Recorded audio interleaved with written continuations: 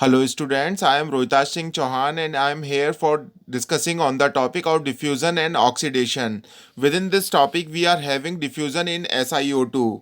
The diffusion in SiO2 is the simplest class of diffusion. The diffusivities in SiO2 are frequently deduced by measuring the concentration of the dopant in silicon that diffuse through the oxide and by using the solution of diffusion equation from Fick's law with assumed set of initial and boundary condition.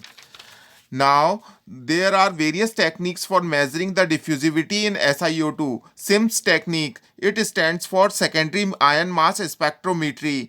In SIMS technique, the primary beam energy is such as sputtering at surface atoms take place and the emitted ions are detected and measured.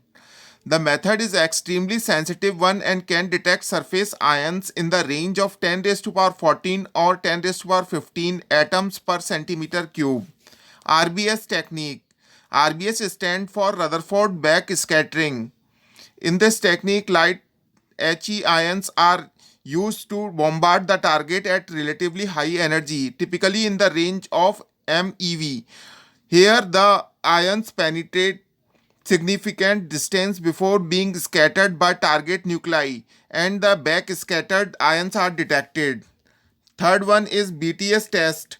BTS stands for bias temperature test, diffusion of metal elements and in SiO2 under an applied electric field was investigated using MOS structure.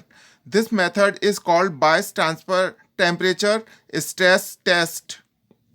Now, our next topic is mechanism for diffusion in SiO2. There are 12 mechanisms used for diffusion in SiO2.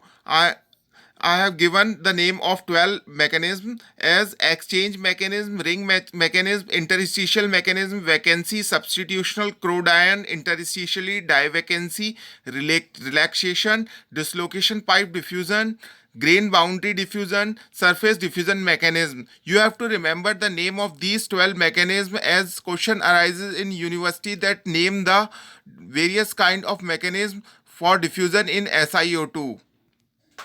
Now, kinds of diffusion. At higher concentration, the diffusivity D is not only the function of temperature T but the concentration N as well. So, we can divide the diffusion in these categories. First one is intrinsic diffusion. When number of ionized impurities present, N is much smaller than the number of silicon ions present.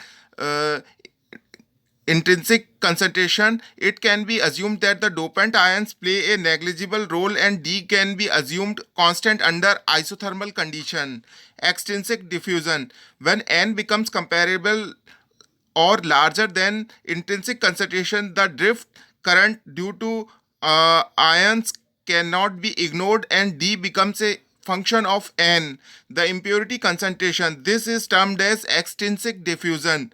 Third one is lateral diffusion. The impurity profile considered so far have assumed a one-dimensional model for the diffusion. However, in practice, masked diffusion take place.